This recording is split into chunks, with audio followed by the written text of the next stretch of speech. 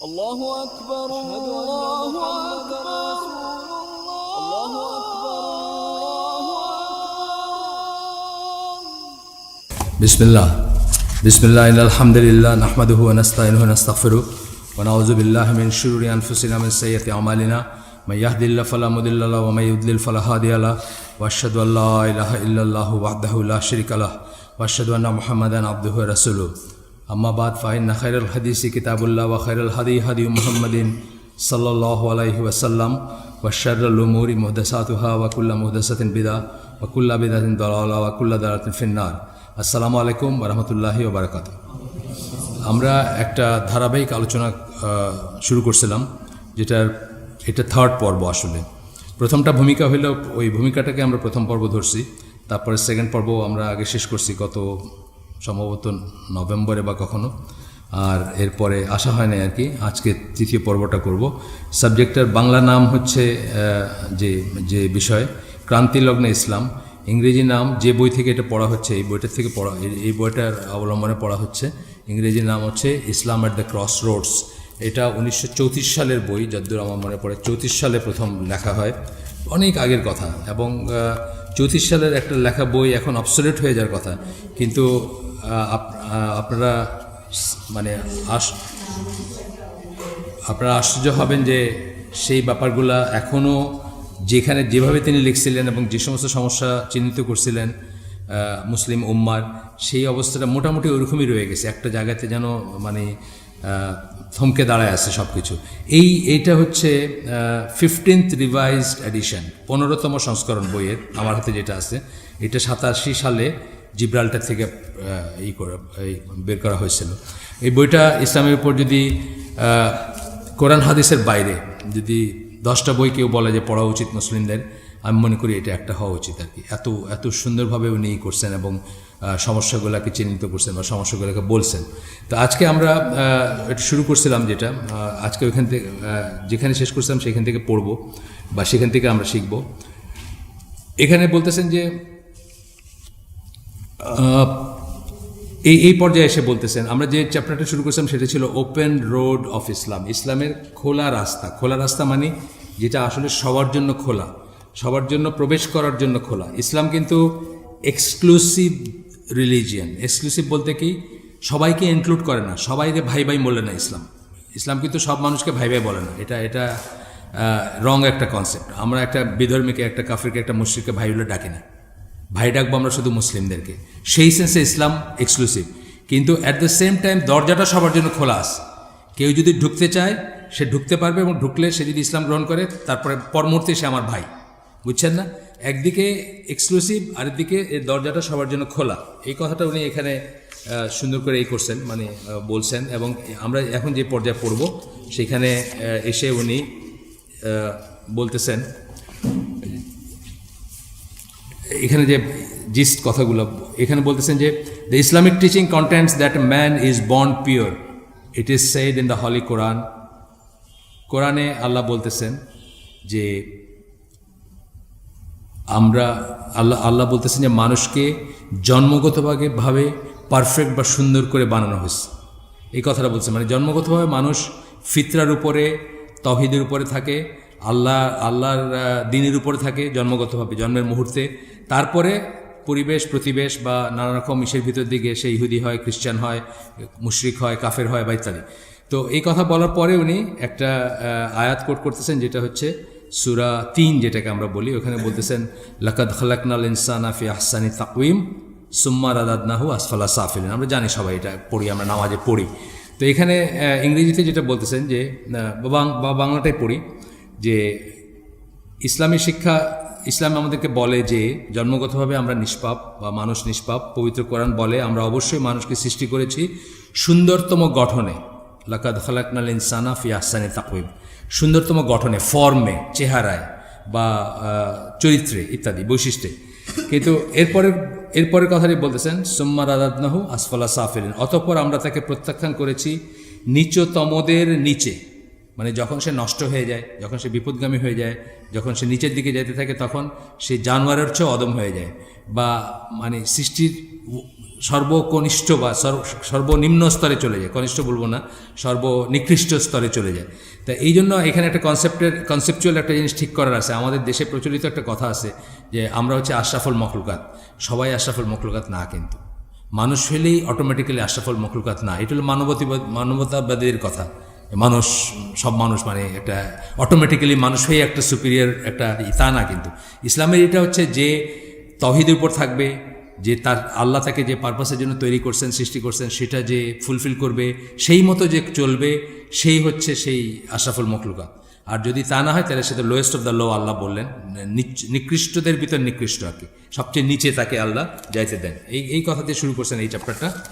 এরপরে বলতেছেন যে আপনার, এরপরে আমরা এটা করব যে ফিতরার কথা বলতেছেন। রাসূলুল্লাহ সাল্লাল্লাহু আলাইহি ওয়াসাল্লাম একটা হাদিসে বলছেন যে, মুসলিমের হাদিস এটা, প্রতিটি নবজাত শিশুই ফিতরার উপর, যেটা আমি আপনাদের একটু আগে বললাম, ফিতরার উপর মানে ইনহেরেন্ট অথবা মানে সহজাত বলি আমরা, স্বভাবজাত বলি একটা, মানে জন্ম থেকেই মানুষ এটা থাকে। আপনাদেরকে আগের দিন একটু করে এটা বোধহয় জাস্ট ভূমিকা দিয়ে গেছিলাম যে একটা গল্প আছে হাই ইবন ইয়াকজান, আপনারা আপনাদের বাচ্চাদের জন্য কালেক্ট করতে পারেন। হাই ইবন ইয়াকজান, এই গল্পটা হচ্ছে আপনার ইবন তুফাইল বলে একজন স্প্যানিশ মুসলিমের লেখা, তখনকার স্প্যানিশ মুসলিম স্কলারের লেখা, 1000 সামথিং সালে, অর্থাৎ এখন থেকে 1000 বছর আগের লেখা। তো সেখানে উনি দেখিয়েছেন যে এইটার থেকে রবিনসন ক্রুসোটা এইটার আদলে, রবিনসন ক্রুসো অনেকে পড়ছেন হয়তো, পাঠ্য ছিল আমাদের একসময়, কারো কারো পাঠ্য হয়তো পাইছেন। সেই রবিনসন ক্রুসোতে এইটার আদলে রবিনসন ক্রুসোটা লেখা হয়েছে, কিন্তু এটা আকাশ পাতাল তফাৎ দুটার ভিতরে। রবিনসন ক্রুসো যদিও মনে হবে যে একই ধরনের গল্প, একটা দ্বীপে বা একটা জায়গায় একটা জাহাজ ডুবি হয়, তারপরে একটা মানুষ বা একটা বাচ্চা সেখানে বড় হয়, বড় হইতে হইতে সে মানে ইবন তুফাইল যেটা বলতে সে হাই ইবন ইয়াকজান যেটা বলতেছি, ইবন তুফাইলের লেখা যে গল্পটা, সেটাতে দেখানো হচ্ছে যে সে ওইখানে কোনো মানুষ নাই এবং শুধু পশু পাখিদের ভিতরে বড় হয়, কিন্তু তারপরেও সে বোঝে যে এইসবের একজন সৃষ্টিকর্তা আছেন, আল্লাহ আছেন, অ্যান্ড সো অন, মানে ফিতরাত থেকে বোঝে সে। এটা খুব সুন্দর করে ফুটায় তুলছেন। এটা ইংলিশে আমি পাই না, ইংলিশে বইটা পাওয়া যায়, কিন্তু একটা অ্যানিমেশন আছে, সেটা তুর্কিশ ভাষায় আছে, কিন্তু বুঝতে কষ্ট হবে না। তুর্কিশ এবং অ্যারাবিক বোধহয় মিলায় আছে, আপনারা চাইলে জোগাড় করতে পারেন। আমরা ইংলিশ বিধর্মীদের গল্প স্বল্প পড়ায়, আজকে আমার পাশের বাসার এতটুকু মেয়ে মানে একেবারেই সিম্পল একটা জীবনযাপন করে, তার ফ্যামিলি বা তার বাবা মা, তার এই সাদামাটা একদম, সেও শুনতেছে আজকে ইংরেজি রাইম পড়তেছে, মানে এখন স্কুলে যায় না, টুইঙ্কল টুইঙ্কল পড়তেছে আর বাবা ব্ল্যাক শিপ করতেছে, মানে গ্রামের, আমার গ্রাম তো জানেন সবাই, এখান থেকে 15-20 মাইল, 15-16 মাইল ধরে, সরি আর একটু বেশি হতে পারে। তো সেখানেই এটা চলে গেছে। অথচ এরকম গল্প ইসলামে আছে যেগুলো শিক্ষণীয়, বা আমরা যেটা খবরই জানি না, মানে আসছে যে এটা কিন্তু 1000 বৎসরের পুরানো গল্প, যে গল্প থেকে অন্যরা বিধর্মীরা নিয়ে গল্প লিখছে, কিন্তু আমরা সেই গল্পের খবর জানি না। আচ্ছা, যাই হোক, আমরা আসি। তো বলতেছেন যে এইটা বলতেছেন প্রতিটি নবজাত শিশুই ফিতরার উপর, সহজাত যেটাকে আমরা বলি, স্বাভাবিক প্রবণতা, অর্থাৎ ইসলামী একেশ্বরবাদ, মনোথিজম যেটাকে বলি, তাওহীদ ভিত্তিক যে ইসলামী একেশ্বরবাদ, মানে এক ঈশ্বরের বা এক ডেইটি বা একজন সৃষ্টিকর্তার যে ব্যাপার। একেশ্বরবাদ একটা জেনারেল কথা, এটা ইসলামিক কথা না, কিন্তু এটা ইসলামে আসলে এটা কী হবে, তাওহীদ হয়ে যাবে, তাই না? আর এমনি জেনারেলি একেশ্বরবাদ মানে একজন ইলাহ বা একজনই, ইসলাম যেটাকে প্রিচ করে বা যেটা বলে। তো বলতেছেন যে এটার উপর জন্মগ্রহণ করে বাচ্চারা, মানে জন্মগতভাবে তারা তাওহীদের উপর থাকে, তারপর পিতামাতা তাকে একজন ইহুদি, খ্রিস্টান বা মাজুসিতে পরিণত করে। এটা মুসলিমের হাদিস। আল্লাহ রসুল সাল্লাল্লাহু আলাইহি সাল্লাম বলেন, এই ধারণা এই অধ্যায়ের নামকে আরও যথার্থতা প্রদান করেছে। এই অধ্যায়ের নাম কি? ইসলামের খোলা রাস্তা। আমরা বলছি ইসলামে প্রবেশ করার পথটা সবার জন্য উন্মুক্ত, কিন্তু এই উন্মুক্ত মানেই কিন্তু ওই যে বললাম, কিন্তু তারপরে কিন্তু এক্সক্লুসিভ। কেন এক্সক্লুসিভ বললাম? আমরা কি বিশ্বাস করি মুসলমান ছাড়া সবাই জাহান্নামে যাবে, তাই না?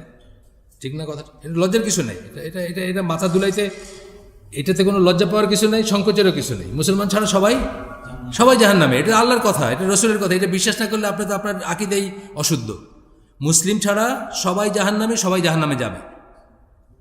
আমাদের নবী আসার আগের চ্যাপ্টার আলাদা, তখনকার যে নবী যে সময় ছিলেন তার সময়কার তাকে মানা, তাকে যাদের মানার কথা ছিল তারা যদি মেনে থাকেন, এটা আলাদা হিসাব। তো আমাদের নবী যেদিন থেকে আসছেন, যেদিন থেকে আমাদের দিন পরিপূর্ণ হয়েছে, যেদিন ওই যে সূরা মায়েদার 3 নম্বর আয়াতটা, যেখানে আল্লাহ বলছেন যে আজকের থেকে তোমাদের জন্য, আজকের দিনে তোমাদের দিনকে আমি তোমাদের জন্য পরিপূর্ণ করে দিলাম, পারফেক্ট করে দিলাম, এবং ইসলামকে তোমাদের দিন হিসাবে নির্ধারণ করে দিলাম, তোমাদের উপর আমার ফেভার কমপ্লিট করলাম, সূরা মায়েদার 5 নম্বর সূরা 3 নম্বর আয়াতে। তারপর থেকে পৃথিবীতে মাত্র 2টা দিন আছে, দিন আল ইসলাম, দিন আল কুফর। আপনি হয় মুসলিম নয় কাফের, মাঝামাঝি কিছু হওয়ার কোনো চান্স নেই। আর এইখানে এক্সক্লুসিভ হয়ে গেল যে শুধুমাত্র মুসলিমরাই, ইসলামী আকিদা মতে, ইসলামী বিশ্বাস মতে শুধুমাত্র মুসলিমরাই জান্নাতে যাবে। যারা মুসলিম না, যারা মুশরিক, কাফের বা অন্য কিছু, তারা যত ভালো কাজ করুক, সেই ভালো কাজের রেকগনিশন এইখানেই পাবে। তারা এখানে নোবেল প্রাইজ পাবে, এখানেই কারো নাম সেন্ট হবে, কারো নাম সাধু হবে, এখানেই সব শেষ। কিয়ামতের দিন এই ভালো কাজ কোনো কাজে আসবে না। এটা কিন্তু আকিদার একটা পয়েন্ট। কিন্তু আপনি যদি বলেন যে না, এটা মানে ভালো কাজ করছে, এরাও তো জান্নাতে যাবে, তা আপনার আকিদার ত্রুটি হয়ে গেল, বুঝছেন না? আচ্ছা, বলতে লজ্জার কিছু নেই, এটা আল্লাহর কথা বলতে লজ্জার কিছু নেই, সংকোচেরও কিছু নেই। যে যাই মনে করুক, এতে কিছু আসে না। দরজা খোলা আছে, সে তো ঢুকতেই পারে ঘরে, ঢুকে সেও জান্নাতি হতে পারে ইনশাআল্লাহ, যদি কেউ আসে। অনেক মুসলমান হয়েছে না, অনেক আবুল হোসেন ভট্টাচার্যর বই পড়েন নাই, আমি কেন ইসলাম গ্রহণ করলাম, উনিও ভট্টাচার্য ছিলেন, উনি আবুল হোসেন হয়েছেন, এখন আমার ভাই উনিও, আমি আশা করি, আমরা দোয়া করি উনি জান্নাতি হবেন বা জান্নাতে যাবেন। কিন্তু এই দরজা দিয়ে ঢুকতে হবে, এই হচ্ছে কথা। যাই হোক, তো এই চ্যাপ্টারটার নামটা ওপেন রোড করছেন, তার মানে এই দরজাটা সবার জন্য খোলা। ফিতরের উপর জন্মায় একটা বাচ্চা যদি সত্যিই চিন্তা করে যে সে কী করতেছে, কতটুকু, মানে কীভাবে, কেন বেঁচে আছে, কেন জীবনযাপন করতেছে, আলটিমেটলি তার মনে এটা আসবে। বহু কনভার্টদের ভিতর দেখবেন, এখনকার দিনের বহু কনভার্টদের ভিতর দেখবেন, যেমন ধরেন আব্দুর রহিম গ্রিনের কথা বলি, বা এই ধরনের আরও অনেকেরই চিন্তা আসছে যে এখানে আমরা কী করতেছি। এই যে চিরতন হরতন ইস্কাপন, মানে একটা গতানুগতিক সকাল বিকাল সন্ধ্যা, অথবা উনি আসছেন কী থেকে, ওনার দাদা খুব বনেদির লোক ছিলেন, চোস্ত লোক ছিলেন, উচ্চশিক্ষিত ছিলেন, অনেক কষ্টসৃষ্ট, মানে কইরা ওনার বাবাকে খুব উচ্চশিক্ষিত বানাইছেন। তো ওনার বাবা রাষ্ট্রদূত ছিলেন বা ভালো পজিশনে ছিলেন, ওনার বাবা আবার ওনাকে করতেছেন। আব্দুর রহিম গ্রিন বলতেছেন এটা লাইফের সাইকেল হইতে পারে না, এটা লাইফের উদ্দেশ্য হইতে পারে না, এই জন্য আমাদেরকে বানানো হয়েছে, এটা হইতে পারে না। নিশ্চয়ই কোনো কারণ আছে কেন আমাদেরকে বানানো হয়েছে। এইভাবে চিন্তা করলে, যে কোনো ফুটিংয়ে যদি মানুষ চিন্তা করে যে আমি এখানে কেন আসছি, আমি এখানে কী করতেছি, কোথা থেকে আসছি, কোথায় যাব, তাহলে কিন্তু তার মনে কতগুলো প্রশ্ন আসবে। আর এই প্রশ্নের উত্তর খুঁজতে গিয়েই তারা বহু মানুষ এইভাবে মুসলমান হয়েছেন বা ইসলামে আসছেন। এই লেখক নিজেও, আমি আপনাদেরকে বলছি, উনি যিনি এই বইটা লিখছেন, উনি অস্ট্রিয়ান জার্মান ইহুদি ছিলেন এবং সাদা চামড়া ভদ্রলোক ছিলেন, সেইখান থেকে উনি ইসলামে আসছেন। আচ্ছা, গেল।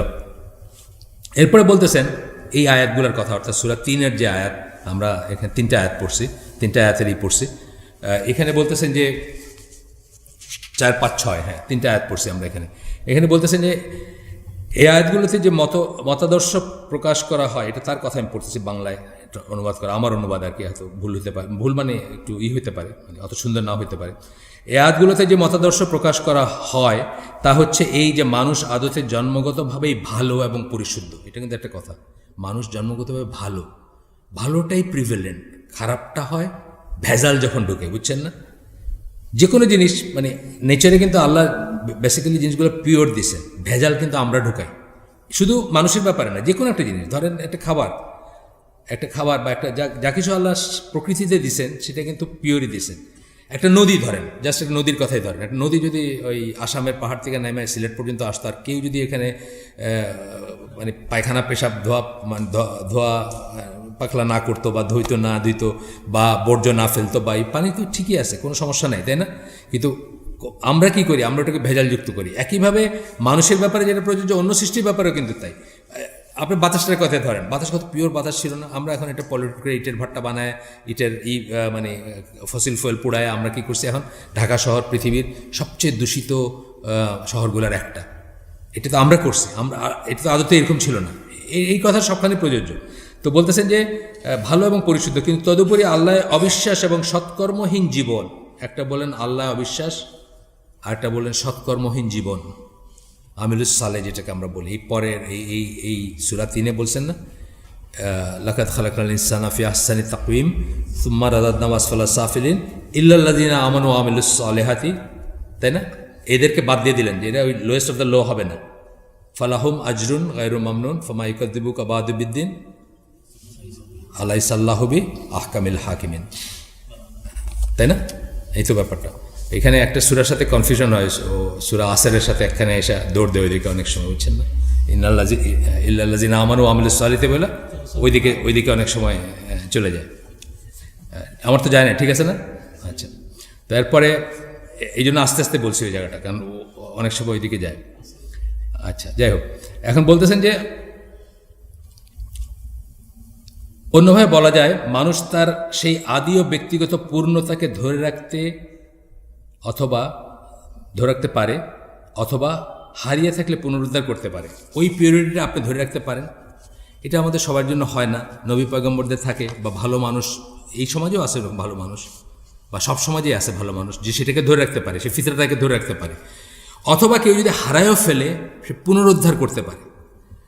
আমরা যে পারফেক্ট হয়ে গেছি এটা না, কিন্তু আমরা তো জীবনের থেকে বহু দূরে চলে গেছিলাম, এটা তো সত্যি কথা। আমার মতো আর অনেকেই আছেন এখানে যারা জীবন থেকে অনেক দূরে চলে গেছেন। যখন বড় হচ্ছিলাম তখন বাবা মা যেভাবে বড় করতে চাইছেন, যা শিখাইতে চাইছেন, সেখান থেকে মানে সমন্বয় করতে পারেন না। আমরা কি আরেকটা অন্য লাইনে চলে গেছিলাম, একদম অন্য লাইনে চলে গেছিলাম। মানে নামাজ পড়লে এটা একটা খবর, এরকম একটা লাইনে চলে গেছিলাম আমরা। আমি একদিন আমার এক জুনিয়রের বিয়েতে গেছি, তো বিয়ের বরযাত্রী শুরু হবে ধরেন এশার আগে, তা আমি গিয়ে পৌঁছেছি আসরেরও আগে। তারপরে ওইখানে যে জায়গাটা, ওইখানে মসজিদের ছিল না, মানে যাওয়ার ডিফিকাল্ট ছিল অথবা কাছে পিঠে ছিল না, যাই হোক। তা আমি একটা জায়নামাজ চাইছি, দেখলাম হঠাৎ রুমের ভিতরে কথাবার্তা বন্ধ হয়ে গেল। মানে এরা তো আমাকে আগে দেখছে। তা আমি যখন জায়নামাজ চাইছি তখন সবাই তো মুখ চাওয়াচাই করতেছে, স্যার নামাজ পড়বে, বুঝছেন না? মানে 3 বছর জুনিয়র, আমার মনে আছে এখন, মানে নাম বললাম না আমি, সে তো বেঁচে আছে বা যারা ছিল এখানে তারা আছে, আমি সাক্ষী বানাইতে চাইতেছি না। কিন্তু ব্যাপারটা ওই রকম যে মুসলমানের ঘরে জন্ম নিছি, একটা বিয়ের অনুষ্ঠানে যেখানে হইচই চলতেছে ওখানে জায়নামাজ চাইছে, এটা খবর হয়ে গেছে। তার মানে কি আমরা সেখান থেকে সরে গেছি, যেটার উপর আল্লাহ জন্ম দিয়েছিলেন সেখান থেকে সরে গেছি না? এটাই বলতেছেন যে অন্যভাবে বলা যায় মানুষ তার সেই আদি ব্যক্তিগত পূর্ণতাকে ধরে রাখতে পারে অথবা হারিয়ে থাকলে পুনরুদ্ধার করতে পারে। যারা হারাই ফেলছিলাম তারা যদি পুনরুদ্ধার করে থাকে, বেটার লেট দেন নেভার। যদি মৃত্যুর 1 ঘন্টা আগেও পারি তাহলেও আলহামদুলিল্লাহ, যদি পারি, আর আগে পারলে তো পারছি। যদি সে সচেতনভাবে আল্লাহর একত্ব বা তৌহিদকে অনুধাবন করতে পারে। এটা কখন সম্ভব? যদি সচেতনভাবে আল্লাহর একত্ব বা তৌহিদকে অনুধাবন করতে পারে।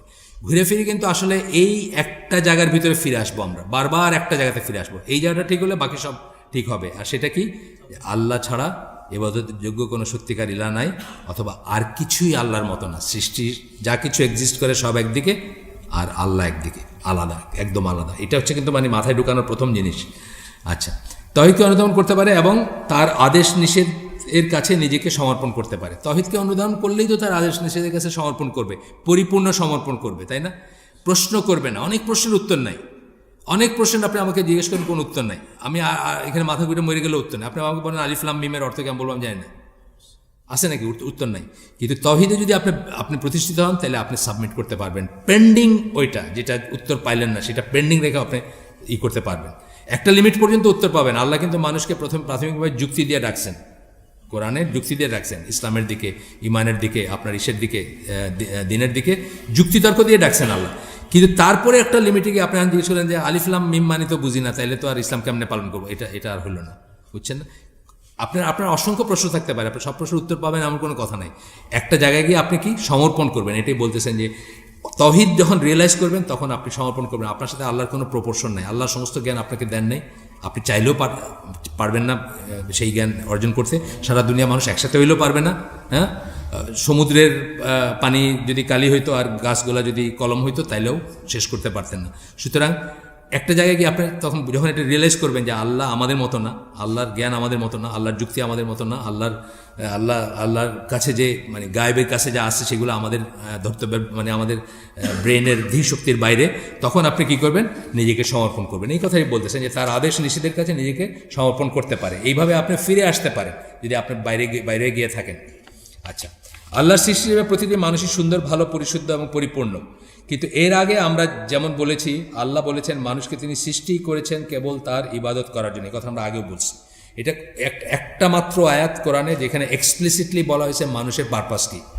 সব মানুষের কিন্তু মনে একসময় এই প্রশ্নটা আসে যে আমি কেন আসছি এখানে, আমার আসার মানে কি, আমার পারপাস কি। আর এই পারপাস যারা বোঝে না তারা কি হয়, তারা মিনিংলেসনেসে ভোগে, নিহিলিজম বলে ওটাকে, এবং একসময় আত্মহত্যার পথ বেছে নেয়। কারণ জীবনে কোনো মানে নেই, জীবনে কোনো উদ্দেশ্য নাই, কেন আসছি, কোথায় যেতেছি কেউ বুঝছেন না।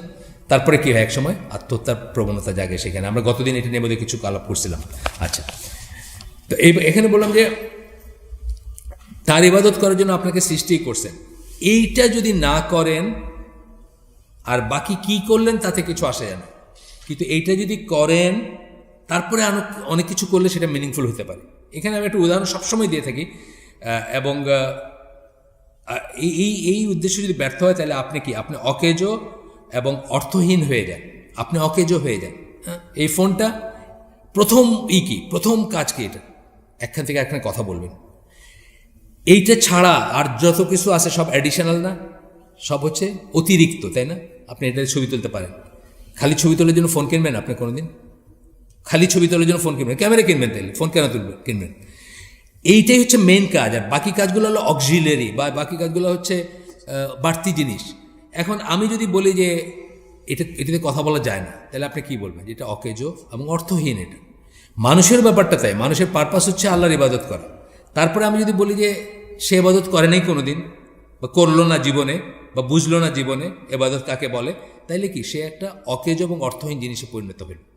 এই কথাটাই বলা হচ্ছে মানে সুম্মার আদাদনাম আসফালা সাফিন, লোয়েস্ট অফ দ্য লো হয়ে গেল, মানে তার পারপাসটাই নাই জীবনে, তাকে যা বানানো হয়েছে যেন সেটাই নেই। আমি এখানে একটা উদাহরণ দিই সবসময়, যে আপনাকে কেউ ধরেন একটা, অন্যান্য হালাকায় অনেক সময় বলছি, এই জন্য রিপিট হতে পারে, যে আপনাকে ধরেন কেউ একটা BMW গাড়ি বিক্রি করবে, BMW খুব দামি গাড়ি বিক্রি করবে, আপনার দেখাইতে নিয়ে গেছে তার গাড়ি, সে বিক্রি করবে, সে আপনাকে সমস্ত ফিচারগুলো বলতেছে, এখানে অটো ট্রান্সমিশন, এখানে পাওয়ার উইন্ডো আছে, বা ক্যামেরাযুক্ত নেভিগেশন সিস্টেম আছে, বা 4 চাকার 4 হুইল ড্রাইভ, সব কিছু বললে লাস্টে বললো কিন্তু গাড়িটা চলে না, বুঝছেন না? আপনি কিনবেন গাড়ি, আপনার কাছে কোনো মূল্য আছে গাড়িটা, বাকি জিনিসগুলোর কোনো মূল্য নেই, গাড়িটা চলে না। সেম কথা মানুষের বেলায় প্রযোজ্য। আপনি PhD করছেন, আপনি প্রেসিডেন্ট, আপনি অমুক দলের সভাপতি, আপনি মাঠে দাঁড়াইলে মানে মাঠের এই পাশ থেকে ওই পাশ দেখা যায় না, এত মানুষ হয়, সব মিনিংলেস যদি এই পার্টিকুলার জিনিসটা না হয়। অর্থাৎ আপনি যদি ওমা খালাকতুল জিন্না ওয়াল ইনসা ইল্লা লিয়াবুদুন, আপনাকে শুধু আল্লাহর ইবাদত করার জন্য আপনাকে এবং জিনকে সৃষ্টি করা হয়েছে, এই পারপাসটা যদি ফুলফিল না করেন, তাহলে আপনি ওই BMW গাড়ির মতো হইলেন, বা ওই ফোনের মতো হইলেন, যেই ফোন দিয়ে কথা বলা যাবে না। আর সব কাজই করা যায়, কথা বলা যায় না। আচ্ছা, গেল। এরপরে এখানে আমি বলছি যে আগে এত কথা বলা হলো, কত গুণগান গাওয়া হলো, আপনার অনেক গুণগান, আমি সব বললাম যে আপনি পাত্র দেখতে গিয়ে মানুষে বলেন না, আজকাল আমাদের দেশে এটা স্বাভাবিক হয়ে গেছে, পাত্রর অনেক গুণ, মানে এত টাকা স্যালারি, এত টাকা, এটা একদম লাস্ট কথা হলো এখন নামাজ পড়ে না, তবে বিয়ে হইলে পড়বে ইনশাল্লাহ, এরকম বলে না, পাত্রীর কথা বলে, পাত্রের কথা বলে, মানে বিয়ে হইলে ইনশাল্লাহ, মানে বুঝ টুজ হইলে, একটু বয়স টুস বাড়লে পড়বে। আপনি মানে যারা মুসলিম নিজেদেরকে বলেন তারা তো এরকম বিয়ে করবেন না, করবেন? পাত্রর অনেক গুণ, কিন্তু সে নামাজ পড়ে না, এটা হলো মানে তার শুধুমাত্র নামাজ পড়ে না, সব ঠিক হয়ে যাবে। তো এটা হচ্ছে কথা। যাই হোক, আমরা একটু সামনে যাই। এরপরে বলতেছেন মোহাম্মদ আসাদ বলতেছেন যে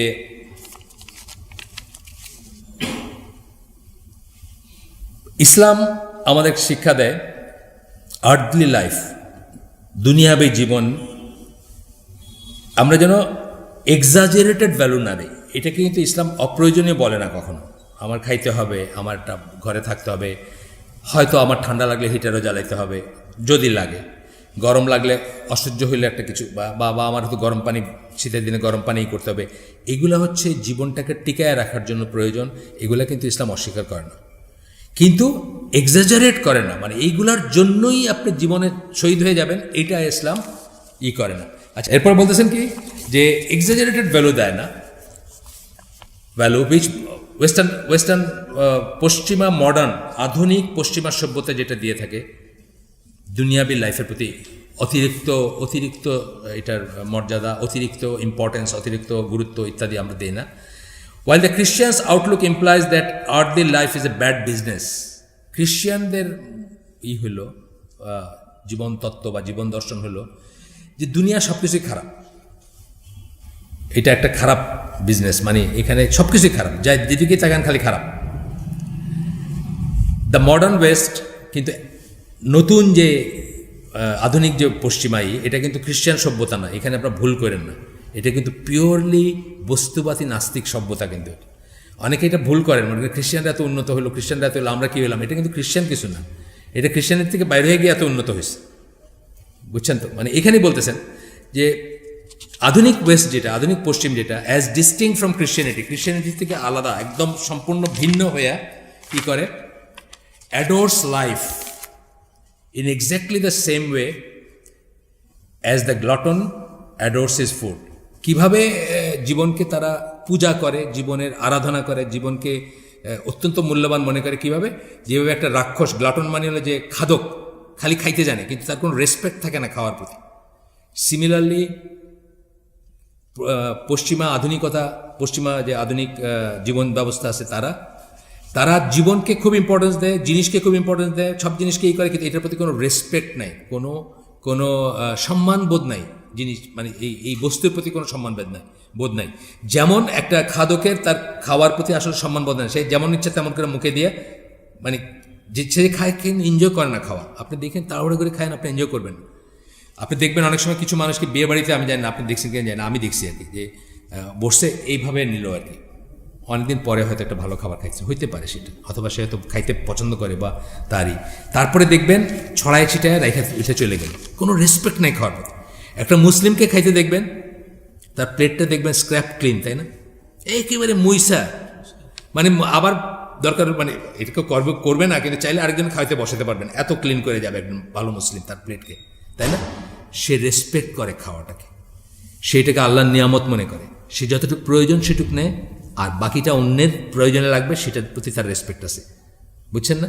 আর একজন কাফের বা মুশরিক কী করবে, সে বা যে পশ্চিমা আধুনিক সভ্যতা ইচ্ছা মতো প্লান্ডার করে যায়, ইচ্ছা মতো প্লান্ডার। আপনি দেখেন দুনিয়ার যে সম্পদগুলা, দুনিয়ার এই যে গাছ বলেন, ফসিল ফুয়েল বলেন, এগুলো কারা দুনিয়াটাকে পলিউটেড করছে, কারা করছে?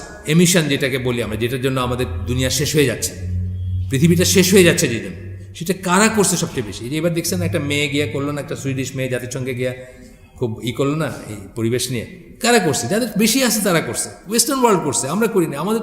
আমাদের কলকারখানাই নাই, আমরা কী দিয়ে করবো বলেন? আমাদের এমিশন দেখবেন হয়তো এগুলোর আবার কোটা আছে, আপনি এতটুকু পলিউশন করতে পারবেন, মানে জ্বালাইলে যে ধোঁয়াটা বাইরে এতটুকু ধোঁয়া বাইর করতে পারবেন, এগুলোর কোটা আছে। আমরা হয়তো আমাদের কোটার আমি জানি না অফিসিয়ালি, আমরা হয়তো 10%ও করতে পারি না, কারণ আমাদের ইন্ডাস্ট্রি ফ্যাক্টরি নাই তো। কিন্তু যাদের আছে তারা হয়তো দেখবেন 50 গুণ 60 গুণ করে গেছে, তারা আবার পলিউট করার রাইট কিনতে চায় আন্ডার ডেভেলপড দেশ থেকে, যে তোমাদের তো নাই, তোমাদের এই যে দূষিত করার অধিকারটা আমরা কিনে নিতে চাই, আমরা অতটুকু দূষিত করবো। মানে তারা প্লান্ডার করে যেতেছে, দুনিয়াটাকে লুট করে যেতেছে, দুনিয়া সব শেষ করে যেতেছে। তার কারণ তাদের কোনো রেসপেক্ট নাই এটার প্রতি। আল্লাহর নিয়ামত, এটা যে অপচয় করতে হয় না, এটা পরবর্তী জেনারেশনের জন্য রেখে যাওয়া উচিত। যেভাবে রাসূল সাল্লাল্লাহু আলাইহি ওয়াসাল্লাম বলছেন যে নদীর থেকে অজু করলেও পানি অপচয় করবেন না, নদীর থেকে অজু করলেও পানি অপচয় করবেন, মানে পরবর্তী জেনারেশনের জন্য রেখে যাবেন।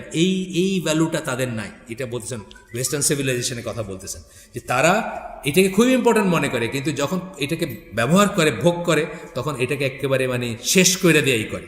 আর দুনিয়া কি হলো এটা নিয়ে তাদের চিন্তিত না, বুঝছেন না। আচ্ছা, তো বলতেছেন যে সে খাদক খায়, কিন্তু তার কোনো রেসপেক্ট নাই এটার প্রতি। আচ্ছা, এটার ট্রান্সলেশনটুকু পড়ি আমি, জাস্ট পয়লাটুকু একটু ইন্টারেস্টিং ছিল দেখে ইংলিশটা পড়ছি, বাংলাটা পড়ি আমরা। ইসলাম আমাদের শিক্ষা দেয় আমরা যেন পার্থিব জীবনকে ওই ধরনের অতিরিক্ত গুরুত্ব না দেই যেমনটা আধুনিক পশ্চিমা সভ্যতা দিয়ে থাকে। পার্থিব জীবনের প্রতি খ্রিস্টধর্মীয় দৃষ্টিভঙ্গি নেতিবাচক হলেও তারা পার্থিব জীবনটাকে মনে করে যে এটা একটা ঝামেলা। তারা তো ইভেন যৌন সংসর্গটাকেও খারাপ মনে করে। ক্রিশ্চিয়ানিটিতে আপনি দেখবেন যে এইটাকেও তারা নিয়ামত ছেঁচে করে, বুঝছেন না। মানে এটা হলো খালি প্রক্রিয়েশন, মানে খালি বাচ্চা কাচ্চা জন্ম দেওয়ার জন্য এটা দরকার, আর কোনো দরকার নেই। এটা কি ঠিক না? অবশ্যই না। কোরআন কি বলে? এটা হলো সাকিনা লাভ করে যেন মানুষ, সেই জন্য আল্লাহ আপনার সাথী আপনাকে দিচ্ছেন। কোরআন এটাকে শুধু অ্যাকনোলেজই করে না, এটাকে অত্যন্ত ইম্পর্টেন্ট মনে করে, এবং ইম্পর্টেন্ট মনে করার জন্যই এটা বৈধভাবে করলে এত সওয়াবের, আর অবৈধভাবে করলে এত কঠোর। এই যে দেশের রাষ্ট্রপতি, রাষ্ট্রনায়ক, খলিফাও এটা মাফ করতে পারেন না। যখন কোনো মানুষ ব্যভিচারে ধরা পড়ে, এটা মাফ করার কেউ নেই। আপনি থুক্কু করলে লাভ নেই। মানে যে মহিলা প্রেগনেন্ট হয়েছে সে কইলো যে আচ্ছা আমি ছেড়ে দিলাম, বা যাকে রেপ করছেন সে বললো যে আমি মাফ করে দিলাম, না, সে আর মাফ করতে পারে না। রাষ্ট্রযন্ত্র মাফ করতে পারেন না তাকে। এত গর্হিত এটাকে নিছে। কেন? এটাকে খুব ইম্পর্টেন্স দিছে, মানে গুরুত্ব দিছে। এবং গুরুত্ব দিয়ে ইসলাম কী করছে, এটা বৈধভাবে কীভাবে ভেন্ট করবেন সেটা রাস্তা দেখাই দিছে, এবং অবৈধভাবে করলে মারাত্মকতম শাস্তির ঘোষণা দিছে। আচ্ছা, আসেন এরপরে বলতেছেন যে তার বিপরীতে আধুনিক পাশ্চাত্য সভ্যতা পার্থিব জীবনের পূজা করে থাকে, রীতিমতো পূজা করে থাকে, অ্যাডোর, যেটা আমরা বলছি ইংলিশ কথাটা।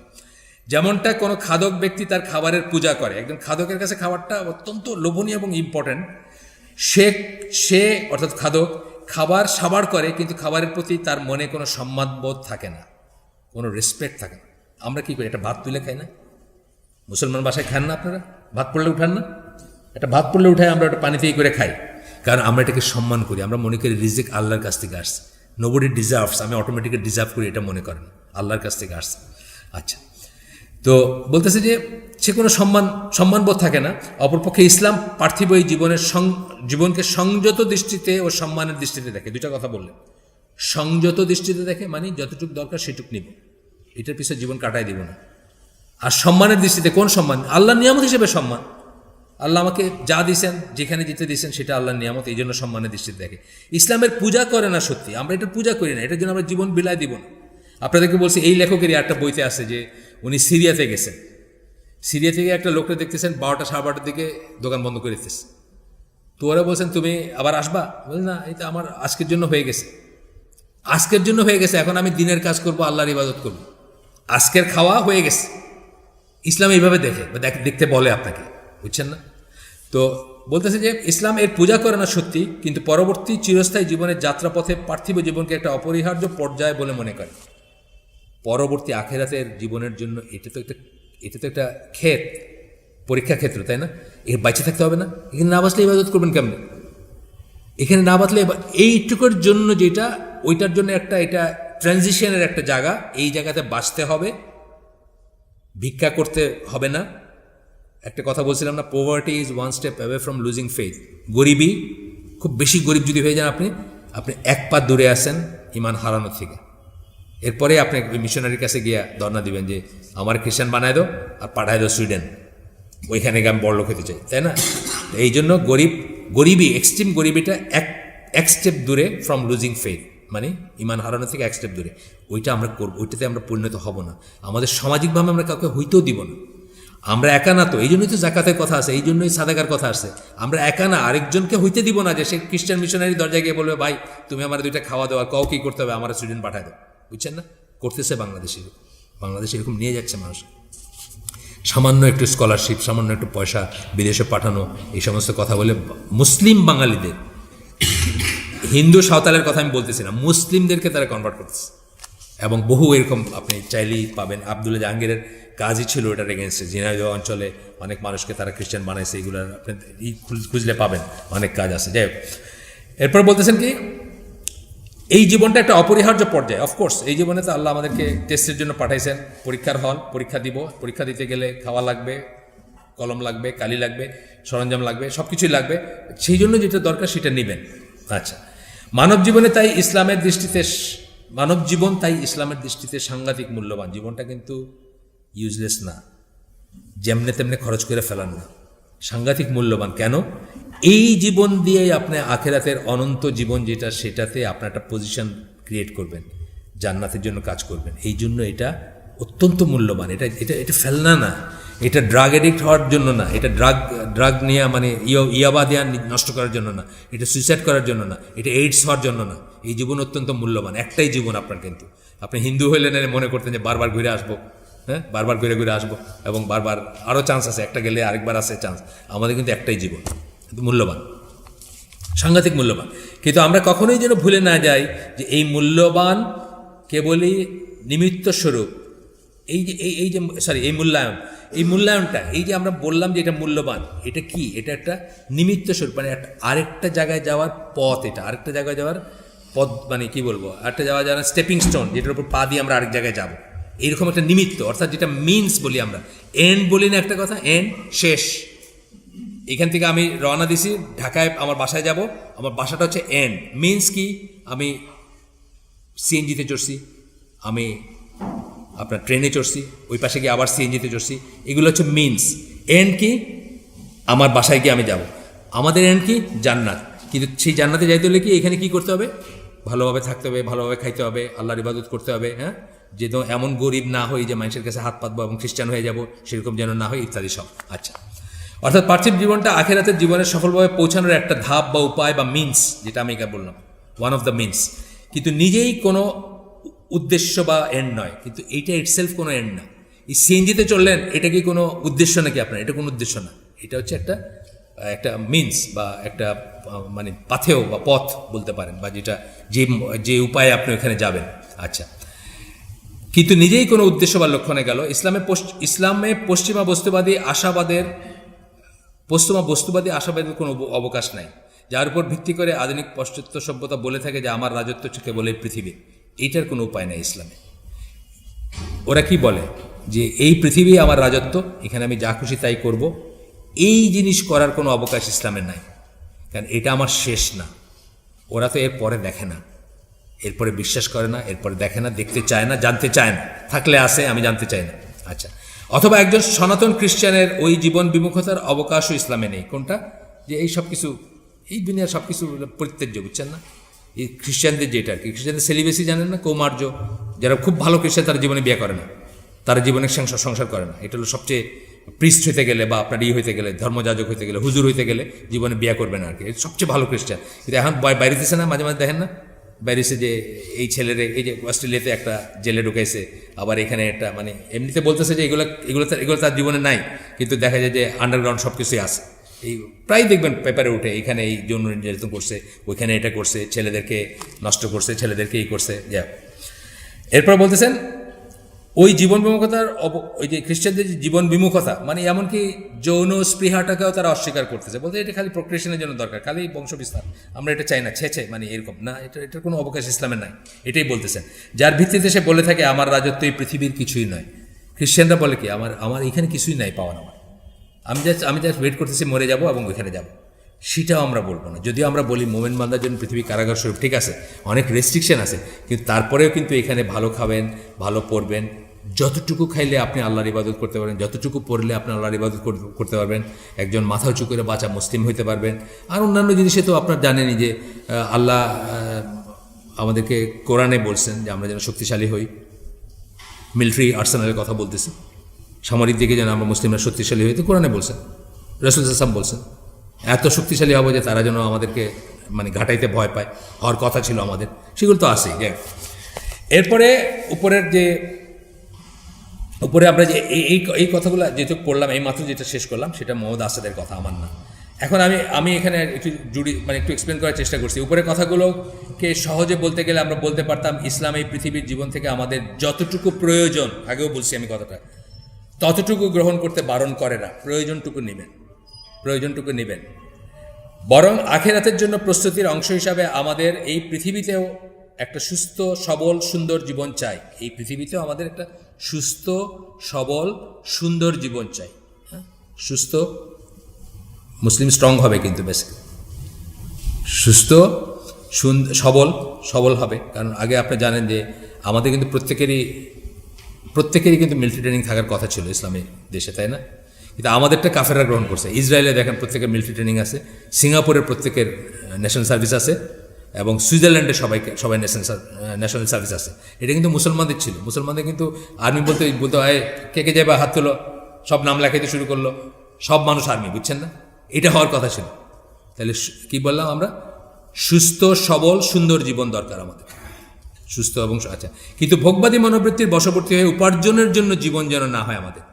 ভোগবাদী মেটেরিয়ালিস্ট যাদের কথা বললাম, পশ্চিমা আধুনিকতা বাদী যারা বা পশ্চিমা আধুনিক সভ্যতা যারা, তাদের ভিতর ভোগবাদী যারা, মানে যারা ভোগবাদীরই কী বলবো, কনজিউমারিজম বলতে পারেন, হেডনিজমও বলতে পারেন, আমরা অনেক কটা শব্দ আছে এটার জন্য। যাই হোক, আপনি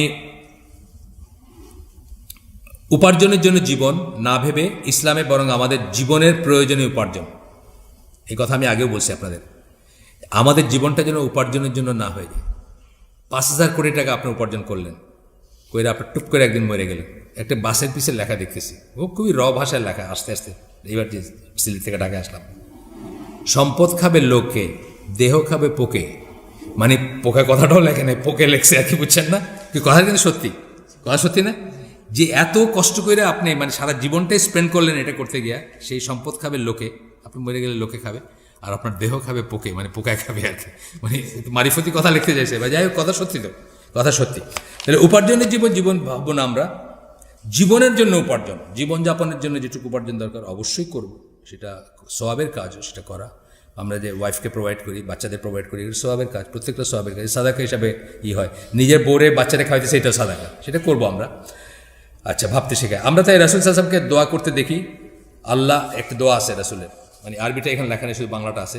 সেটা হলো আল্লাহর কাছে উনি পর্যাপ্ত চান, কিন্তু অ্যাবান্ডেন্ট চান না, মানে অতিরিক্ত চান না। এনাফ চান, সাফিসিয়েন্ট চান, কিন্তু উপচায় পড়তেছে অতিরিক্ত, সেটা চান না। এই দোয়াটা, এটা দোয়াটার জিস্টাই হচ্ছে এটা, যে আল্লাহ আমাকে তুমি পর্যাপ্ত দিও, কিন্তু অ্যাবান্ডেন্ট দিও না, মানে উপচায় পড়তেছে বা সুপারফ্লুয়াস মানে উদ্ধৃত সেটা দিও না। এবং তার লাইফটা তাই ছিল আসলে, তার লাইফটা দেখেন আপনার পড়ে তাই ছিল। এবং তার সাথে মানে খলিফাদের লাইফটাও কিন্তু তাই ছিল। বেসিক্যালি এই জায়গায় 4 খলিফার কিন্তু অদ্ভুত মিল। তাদের হয়তো ছিল আলাদা, মানে টাকা পয়সার সঙ্গতি হতো ওসমান রাদিয়াল্লাহু আনহু অনেক বেশি, কিন্তু জীবনযাপন করতেন কীভাবে, একেবারে ডাউন টু আর্থ, একেবারে ডাউন টু আর্থ। যাই হোক, তারপরে মোহাম্মদ আসাদ মুসলিম জীবনে এরপরে একটা জিনিস আলোচনা করতেছেন, যেটা ইসলামকে অন্য সকল ধর্ম থেকে আলাদা একটা অবস্থানে দাঁড় করায়। এই এখন যেটা আলাপ করবেন আর কি, সেটা হচ্ছে যে গসপেলস বুঝেন তো কি? গসপেলস হচ্ছে নতুন নিয়ম, যেটাকে আমরা বলি। ওটা নতুন নিয়ম মানে ওল্ড টেস্টামেন্ট, নিউ টেস্টামেন্ট আছে না, বাইবেলের 2টা ভাগ আছে না। নিউ টেস্টামেন্ট যেটা, ওইখানে 4টাই আছে, সমাচার, সুসমাচার আছে, বা উপদেশ আছে, বা নিয়ম আছে 4টা। একটা লুক, ম্যাথিউ, মার্ক, জন, 4টা আছে, বুঝছেন না? এইগুলাকে কি বলা হয়? গসপেলস বলা হয়। হ্যাঁ, গসপেলস খ্রিস্টানিটিতে। তো ওইখানে গসপেলসে কি বলা হচ্ছে, ওইখানে কি মানে খ্রিস্টানদের বা বাইবেলে কি আসে? Render unto Caesar that which belongs to Caesar. Caesar কে ছিল? রোমান ইসের একটা উপাধি ছিল, রোমান সম্রাটদের একটা উপাধি ছিল। ফেরাউন যেরকম একটা উপাধি, ফেরাউন কিন্তু মানুষের নাম না, ফেরাউন হচ্ছে একটা উপাধি। এই ইরানে যেমন শাহ একটা উপাধি, বুঝছেন না? এরকম শাহ মানিল মানে রাজা, শাহ একটা উপাধি। তো সিজারও কিন্তু এরকম একটা উপাধি। এই সিজারের অনেক রকম সিজার আছে, অনেক নাম, আসল নামটা সামনে থাকে, পিছনে সিজার থাকে। যেমন জুলিয়াস সিজার, এই জন্য একজন সিজার। কালিগুলাস সিজার, এটা আরেকজন সিজার, বুঝছেন না? টাইবেরিয়াস সিজার, আরেকজন সিজার, এরকম সিজার একটা উপাধি। তো সিজারকে সম্রাট, শাসন করতে তাদের। খ্রিস্টানিটির একটা কথা আছে গসপেলসে, মানে ওই যেগুলো বললাম এই বাইবেলের নতুন নিয়মে যেগুলো, সেখানে আছে render unto Caesar that which belongs to Caesar. সিজারের যেটা প্রাপ্যটা সিজারের দাও, মানে বাদশাহ, রাজার, সম্রাটের যেটা প্রাপ্যটা সম্রাটের দাও, যেটুকু আনুগত্য প্রাপ্য আনুগত্য, যেটা আপনার কি বলবো, বায়াত বলেন, যাই বলেন। And render unto God that which belongs to God. আর আল্লাহরে দেও যেটা আল্লাহর প্রাপ্য। এই একটা জিনিসের ব্যাপারে ইসলাম সারা দুনিয়ার সব দিনের চেয়ে আলাদা। এই একটা ডিভিশন ইসলাম করে না, করতে পারে না। সকল কিছুই আল্লাহ, সকল কিছুই আল্লাহ। আপনার রাজারে একটা দিবেন, হাফ দিবেন রাজারে আনুগত্য, আর হাফ দিবেন আল্লাহরে, এটা হইতে পারে না। সকল কিছু আল্লাহ, রাজাও আল্লাহ, রাজত্ব আল্লাহ, সেও আল্লাহর গোলাম, আপনিও আল্লাহর গোলাম। সুতরাং এই একটা জায়গায় দুটাকে আলাদা করা যাবে না, এটাই বলতেছেন উনি এখানে। Has no place in the theological structure of Islam. ইসলামে এটার কোনো নাই, কোনো জায়গা নাই এটা। এরপরে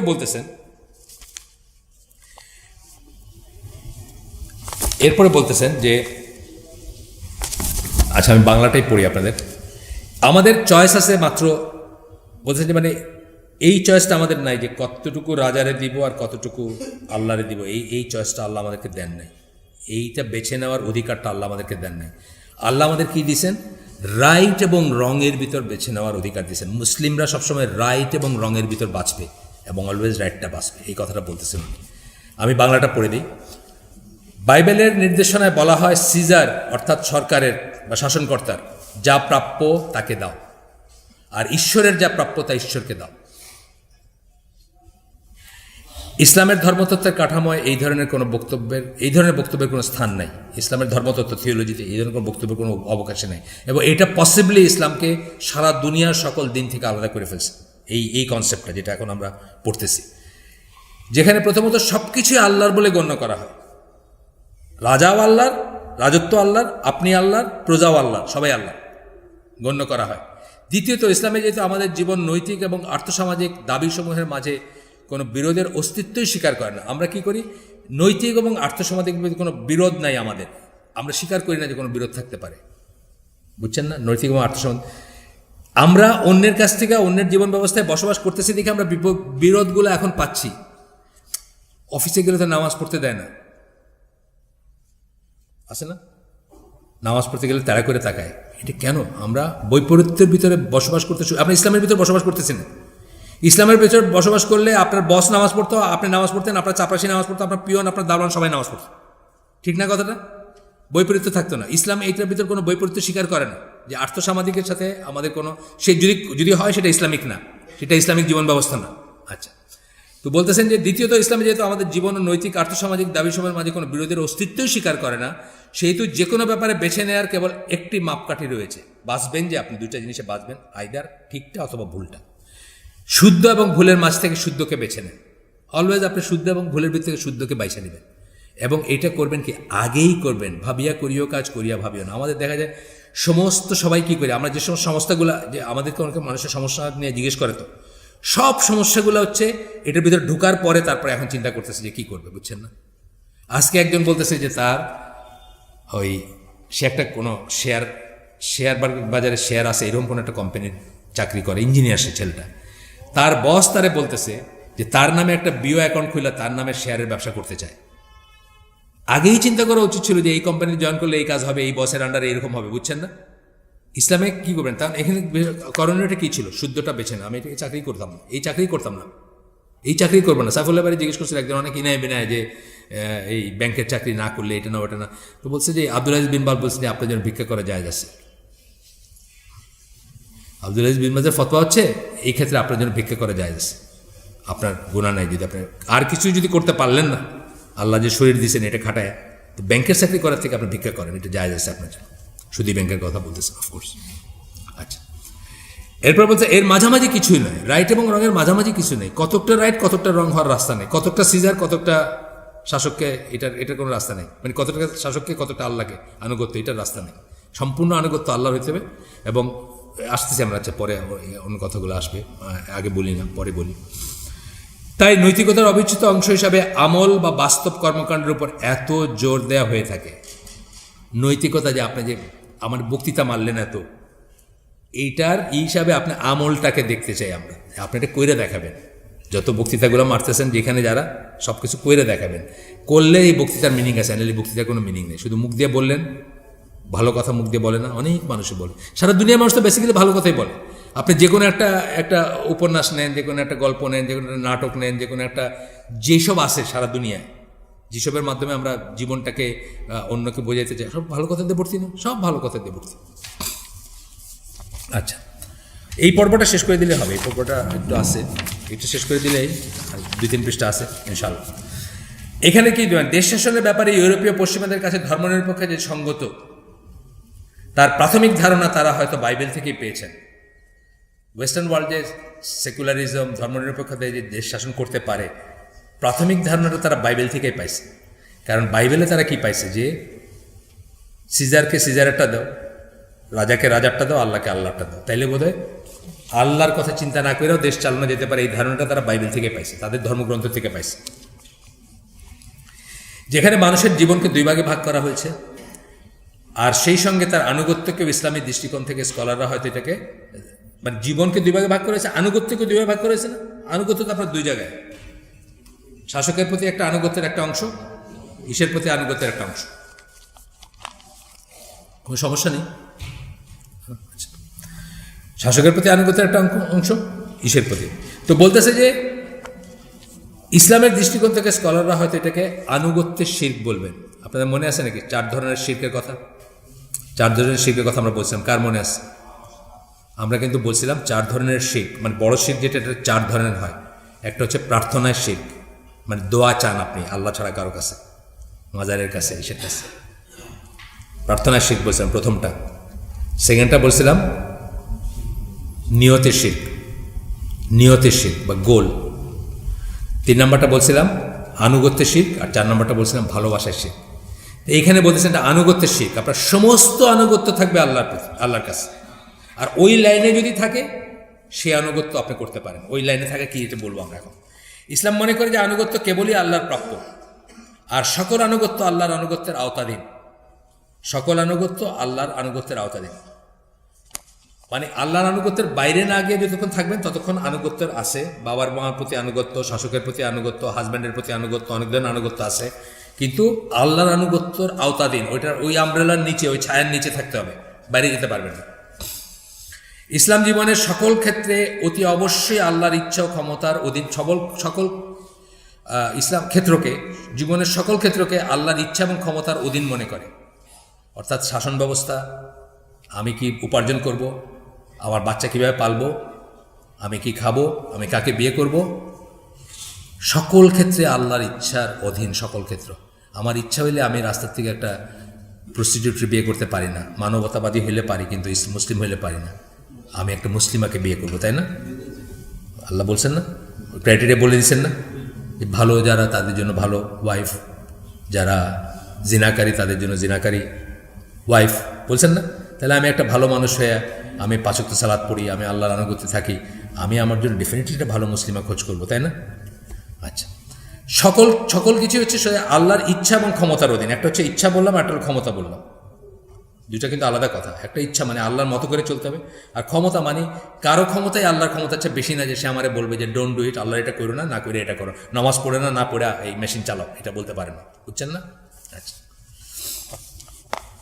তাহাজ্জুদ বা ফজরে ঘুম থেকে ওঠা থেকে শুরু করে রাতে আবার ঘুমাতে যাওয়া পর্যন্ত একজন মানুষের জীবনের যত কর্মকাণ্ড রয়েছে প্রতিটি ব্যাপারে ইসলামের কোনো না কিছু বলার আছে বা সে আছে। এটা আগেও বলছি আমরা বারবার, তাহাজ্জুদে ঘুম থেকে উঠছেন, রাতে আবার ঘুমাইতে যাবেন, যা কিছু করতেছেন, যত কাজ করেন, প্রত্যেকটার ব্যাপারে ইসলামের একটা বলার ব্যাপার আছে। ঘর থেকে বাইরে হবেন, কীভাবে বাইরে হবেন, কোন দোয়া পড়বেন, গাড়িতে উঠবেন কোন দোয়া পড়বেন, মানুষের সাথে দেখা হইলো কীভাবে সালাম করবেন, অফিসে যাবেন কীভাবে করবেন, প্রত্যেকটা জিনিসে মামলাত, ওজনে কিনতে গেলে কি করবেন, বেচতে গেলে কি করবেন, প্রত্যেকটা ব্যাপারে সে আছে না? প্রত্যেকটা ব্যাপারে ইসলামের বলার কিছু আছে। আপনাকে বলতেছে এইভাবে করবা, এইভাবে করবা না, এইভাবে করবা, এইভাবে করবা না। এই ধরুন ঘুম থেকে উঠে আপনি বসবেন, তখন সুনির্দিষ্ট দোয়া রয়েছে, যেটা আমি বললাম সেটাই আরেকভাবে এখানে লেখা, দিক নির্দেশন আছে, যেমন টয়লেটে বসা, সব বললো এখানে। আচ্ছা, আল্লাহর প্রতি অবাধ্য, এখানে বলতেছেন যে আমরা বলতে পারতাম জীবনের প্রতিটি ক্ষুদ্রাতি ক্ষুদ্র কাজেও আল্লাহকে সন্তুষ্ট করার ব্যাপার আছে, এটাকে আরেকভাবে বলতে পারতাম, প্রত্যেকটা কাজে সন্তুষ্ট করার ব্যাপার আছে না? আপনার সাথে আমি মুখটা হপ করে বসে থাকলাম, আল্লাহর অসন্তুষ্টির কাজ করলাম, হাসি মুখে আপনার সাথে আপনাকে সালাম করব, আপনি সালাম দিলে উত্তর দিব, প্রত্যেকটা ব্যাপারে আছে না? প্রত্যেকটা ব্যাপারে। একটা লোকের সাথে আমি আপনার রিক্সাওয়ালার সাথে আমি বার্গেন করতেছি, এখানেও আছে। হ্যাঁ, সে মেহনতি মানুষ, তাকে আমি ঠকাবো না, সে দুর্বল দেখে তাকে আমি পয়সাটা রেখে দিয়ে বিল্ডিংয়ে উঠে গেলাম, অনেক করেন এরকম। হ্যাঁ, স্যার কী দিলেন এটা, 10 টাকা তো এখানে বাড়া হয় না, আসলেও হয় না, আপনার একটা, আপনি এই পাড়ার মস্তান, পয়সাটা রেখে আপনি গটগট করে উঠে চলে গেলেন, করি না আমরা? প্রত্যেকটা জায়গাতে আল্লাহর আনুগত্যের ব্যাপার আছে, আল্লাহকে সন্তুষ্ট করার ব্যাপার আছে, আল্লাহকে সন্তুষ্ট করার এলিমেন্ট আছে। আপনি খেয়াল করে দেখেন, কালকে দেখেন, যারা এখানে শুনতেছেন, বাইরে হয়ে ঘর থেকে বাইরে দেখবেন, আবার ঘরে যাওয়ার পরে প্রত্যেকটা স্টেপে আপনার আল্লাহকে সন্তুষ্ট করার ব্যাপার আছে। আচ্ছা, একই সাথে আল্লাহর প্রতি অবাধ্যতা যেখানে আসবে সেখানে আর কারো প্রতি আনুগত্যের কোনো প্রশ্নই উঠে না, প্রশ্নই উঠে না। এই হাদিসটা আমার সাথে নাই আজকে, আপনি চাইলে আমরা দলিল দিতে পারবো। একটা হাদিস আছে যেটা ওই যে ইসলামিক বিলিফ বইটাতে আছে, যে যখন রাষ্ট্রযন্ত্র, শাসনকর্তা, শাসক বা যারা অথরিটিতে আছে তারা এমন কিছু করে যেটা আল্লাহর দ্বীনের বিরুদ্ধে করে, যে তার সাথে হাত মেলায় সে ধ্বংস হয়ে গেল। অর্থাৎ যে বাবা দেয়, বলে না খুব ভালো করছে, জন্ম নিয়ন্ত্রণ, বা এটি দরকার, এই দেশে এত মানুষ বাড়তেছে, একেবারে ঘরে ঘরে সবাই বেসিকটমি লাইগেশন করায় দেয়, খুব ভালো কাজ, এরকম আসে না বলার মানুষ, ধ্বংস হয়ে গেল। আল্লাহ রসুল বলতেছে যে প্রতিবাদটা করলো সে সঠিক কাজ করলো, আর যে করতে পারলো না কিন্তু মনে মনে ঘৃণা করলো সে বেঁচে গেল, মানে সে অন্তত ধ্বংস হবে না, বুঝছেন? কিন্তু যে ওই কাজের সাথে হাত মিলাইলো সে ধ্বংস হয়ে গেল একটা খারাপ কাজের সাথে। এখানে ইসের কথা আসতেছে, আপনার আনুগত্যের কথা আসতেছে, যে আল্লাহর প্রতি অবাধ্যতা যেখানে আসবে সেখানে আর কারোর প্রতি কোনো আনুগত্যের কোনো প্রশ্নই উঠে না। আনুগত্যের সবচেয়ে বড় দাবিদার কারা? সাধারণ মুসলিমের জন্য তাদের খলিফা বা আমির, সন্তানের জন্য বাবা মা, যেটা আমি আগে বলে ফেলছি আপনাদের, আর স্ত্রীর জন্য স্বামী। কিন্তু এই সকল দাবি বিকল হয়ে যায় যখন কেউ এমন কিছু দাবি করবেন যা আল্লাহর আদেশ নিষেধের সীমা লঙ্ঘন করে। বাবা যদি বলে কোনো আনুগত্য নেই, হাজব্যান্ড বলে কোনো আনুগত্য নেই, শাসক বলে কোনো আনুগত্য নেই, আল্লাহর ইসের সীমা লঙ্ঘন করলে কোনো আনুগত্য নেই। আনুগত্য নাই মানে আমি কিন্তু এটা বলিনি একবার যে সাথে সাথে বিদ্রোহ করবেন, এটা কিন্তু বলিনি। আনুগত্য নাই মানে আপনি এটাকে ওই যে বললাম, ওই 3টা জিনিস বললাম না, হাত মেলাবেন না তার সাথে, বাহ বাবা বাবা দিবেন না, পারলে তাকে তার প্রতিবাদ করবেন, তাহলে আপনি সঠিক কাজটা করলেন। আর যদি না পারেন, আপনার ইমানে না করলে, শক্তিতে না করলে, মনে মনে ঘৃণা করবেন, তাহলে বাইচে যাবেন, বুঝছেন না? কিন্তু তথাপি কোনো আনুগত্য নাই। কিন্তু আমি চাইলেই আরেকটা বিয়ে করতে পারি না এখন। আমার দেশের নিয়ম হলো আরেকটা বিয়ে করতে হলে প্রথম বউয়ের লিখিত পারমিশন বাই রাখবে না। এইটা আমি মানতে বাধ্য মানে কিন্তু এটা আমার আনুগত্য না। আমি কিন্তু এটাকে সঠিক মনে করি না। সারা দুনিয়া বলুক, আমি সঠিক মনে করি না। আমি মনে করি আল্লাহ যেটা বলছেন ওটা ঠিক, আল্লাহ যেটা নিয়ম করছেন সেটাই ঠিক, একমাত্র সেটা ঠিক। কিন্তু আমি বাধ্য হইতে পারি এটা মানতে, বাধ্য হইতে পারি না? হইতে পারি। আপনি আমেরিকায় গেলে আপনি একটা কাজ করতে বাধ্য হইতে পারেন তার দেশের নিয়ম অনুযায়ী, আপনি ওইটা জানিয়ে গেছেন। এখানে তো আমার কোনো চয়েস নেই, এখানে তো আল্লাহ আমাকে জন্ম দিয়েছেন, আমি বাধ্য এটা মানতে। কিন্তু বাধ্য মানে কিন্তু আমার আনুগত্য সেখানে তা না, কিন্তু আমি কিন্তু সঠিক মনে করি না এটাকে, কোনোভাবেই সঠিক মনে করি না। মানে এই ধরনের আরও কিছু যে দেশে যেটা আছে, এই যে ইসে একটা আমি শুনলাম, আমি আমার মেয়ে যেখানে থাকে নাখিল মল বলে একটা মল ছিল, এটাকে নাকি সিনেমা হলে কনভার্ট করতেছে। বুরাইদা নাইজা ওই জোনটা আর কি, কাসিমে। এটাকে আমি পছন্দ করবো না? অতি অবশ্যই এটা গুনার কাজ করতেছে, খারাপ কাজ করতেছে। সে যেই হোক, সে যেই হোক, মানে সারা দুনিয়ার সম্রাট হোক, তবুও সে একটা গুনার কাজ করতেছে, একটা খারাপ কাজ করতেছে। এখানে আমার কোনো আনুগত্য নেই, বাট আমি বাধ্য। আমি কি এটা আটকাতে পারবো? আমি এনামুল হক বা এখানে যে কোনো একজন আব্দুল ওয়াহাব, সে কি গিয়ে ওটা আটকাতে পারবে না, কারণ বাদশা করতেছে, কিছু করার নেই তার। কিন্তু সে সেটাকে অঠিক মনে করবে, সেখানে সেই কথাটা আসতেছে। আচ্ছা, গেল। এরপর বলতেছেন যে এরা মানে কিন্তু এই সকল দাবি বিকল হয়ে যাবে যখন কেউ এমন কিছু দাবি করবেন যা আল্লাহর আদেশ নিষেধের সীমা লঙ্ঘন করবে। এই ব্যাপারটা বর্তমান দুঃসময়ে বহু মুসলিমই বুঝতে অক্ষম। অনেক মুসলিম এটা বোঝে না, শাসকও বোঝে না, শাসিতও বোঝে না। অন্য ধর্মাবলম্বীদের কথা না হয় বাদই দিলাম, এই বিষয়টা বুঝলে কেউ একজন বিশ্বাসী মুসলিম হয়ে কিছুতেই ধর্মনিরপেক্ষতার গুণগান গাইতে পারতেন না। এটা যদি আপনি সামান্যতম বুঝতেন, তাহলে আপনার ধর্মনিরপেক্ষতার গুণগান গাইতে পারবেন। কারণ গুণগান গাইলে আপনি কোন শ্রেণীর হইলেন? প্রথম শ্রেণীটা, যে ধ্বংস হয়ে যাবে, যাদের কথা বলছেন। যে বাহবা দিবে বা ওইটার সাথে হাত মিলাবে আল্লাহ বিরুদ্ধ কাজের সাথে, সে ধ্বংস হয়ে যাবে। তাহলে আপনি ধর্মনিরপেক্ষতার গুণগান গাইতে পারতেন না। আপনি আইদার এটা অপোজ করতেন, অথবা চুপ করে থাকলে আপনি এটাকে মানতেন না বা মনে করতেন যে এটা ঠিক না, এটা অঠিক। আচ্ছা, এরপরে বলতেছেন যে প্রতিটি ব্যক্তি মুসলিম তার চারপাশে যা ঘটে চলেছে সেসব ব্যাপারে নিজেকে ব্যক্তিগতভাবে কিছুটা হলেও দায়িত্বশীল মনে করতে হবে। আপনার আশেপাশে যা ঘটতেছে, এখানে আপনার দায়িত্ব আছে। আপনি একা একা বসবাস করতে পারেন না। মানে আপনি সমাজে থাকবেন, ইয়েট আপনি মনে করবেন আমি আমার মতো আছি, আর দুনিয়ার কিছুতে আমার কিছু আসে যায় না। এটা হয় না, মুসলমানদের ব্যাপারটাই তাই না। আগেও বলছি আমি যে আমাদের ইসলাম প্রিচ করে কালেকটিভিজম, আর কাফেররা প্রিচ করে ইন্ডিভিজুয়ালিজম। ইসলাম হচ্ছে সবাই আমরা সমাজবদ্ধভাবে থাকবো, কমিউনিটি ইসে থাকবো। আমাদের সালাত, আমাদের হজ, আমাদের জাকাত, আমাদের সিয়াম, আমাদের জিহাদ, যে কোনো কিছু বলেন, আমাদের জন্ম, আমাদের মৃত্যু, আমাদের জানাজা, আমাদের আকিকা, সব কিছু আপনাকে কী বলে? সমাজবদ্ধভাবে থাকতে বলে। আমার যা ইচ্ছা আমি তা করবো, সেটা সাথে সাথে কি আসবে তাইলে? যে আপনার চারিপাশে কি করতেছে সেই ব্যাপারে আপনার একটা দায়িত্ব আছে। প্রথম তো একটা আছে যে আপনি নিজে এমন কিছু করবেন না যেটা সমাজের জন্য ক্ষতিকর। আবার ক্ষতিকর কিছু দেখলেও এটাকে কীভাবে প্রতিকার করা যায়, এখানে আপনার দায়িত্ব আছে। এই কথাই উনি বলতেছেন এখানে। প্রতিটি মুসলিমের তার চারপাশে যা ঘটে চলেছে সেই ব্যাপারে নিজেকে ব্যক্তিগতভাবে কিছুটা হলেও দায়িত্বশীল মনে করতে হবে, এবং সময়ের যে কোনো একটা প্রচ্ছদে তাকে সব দিক থেকে যা সঠিক সেটা প্রতিষ্ঠিত করার এবং যা অঠিক সেটাকে দূর করার চেষ্টা করতে হবে। সময়ের প্রচ্ছদ বললাম কেন? Cross section. সময়ের একটা পার্টিকুলার এসে ধরেন যে দিনটা 27শে মার্চ 1971 সাল, আমরা খুব একটা ক্রান্তিলগ্নে ছিলাম না, সময়ের খুব একটা ক্রাইসিস মোমেন্টে না। কারেক্ট কাজটা করতে হবে। কী করতে হবে? মজলুমের পাশে দাঁড়াতে হবে, জালিমের এগেনস্টে দাঁড়াতে হবে। এটি ছিল কারেক্ট কাজ। যারা দাঁড়ান নাই তারা কারেক্ট কাজটা করেন নাই, অঠিক কাজ করছেন, বুঝছেন না? এইভাবে যে কোনো একটা সময়, শুধু ওইটা বলে না, একটা ঝড় হয়েছে, এখানে একটা কারেক্ট কাজ করার আছে না? আপনার যদি কিছু থাকে, 5টা কাপড় আছে, 2টা কোনোদিন জীবনে পরেন নাই, গত 10 বছর 2টা পরেন, দিয়ে দেন আপনি। মানে প্রত্যেকটা জায়গায় আপনার সময়ের প্রচ্ছদ বলতে বোঝাচ্ছেন যে সময়ের এক একটা মোমেন্টে এক একটা জিনিস কারেক্ট হইতে পারে, সেই জিনিসটা বুঝে সেই কাজটা করা উচিত। আপনি নিজেকে আইসোলেট রাখতে পারেন না। আচ্ছা, এবং যেটা অঠিক সেটাকে দূর করার চেষ্টা করতে হবে। কোরআনের নিম্নলিখিত আয়াতে এই দৃষ্টিভঙ্গির অনুমোদন দেওয়া হয়েছে। সূরা আল ইমরান 110 নম্বর আয়াত, যেখানে আল্লাহ বলতেছেন, তোমরা হলে সর্বোত্তম উম্মত, যাদেরকে মানুষের কল্যাণের জন্য সৃষ্টি করা হয়েছে, ভালো কাজের আদেশ দিবে এবং মন্দ কাজের নিষেধ করবে। ঠিক আছে, হয়ে গেল যে এইটাই আপনাকে কি গুণটা দেওয়া। এরপরে আরেকটা লাইন আছে, এবং আল্লাহ বিশ্বাস করবে।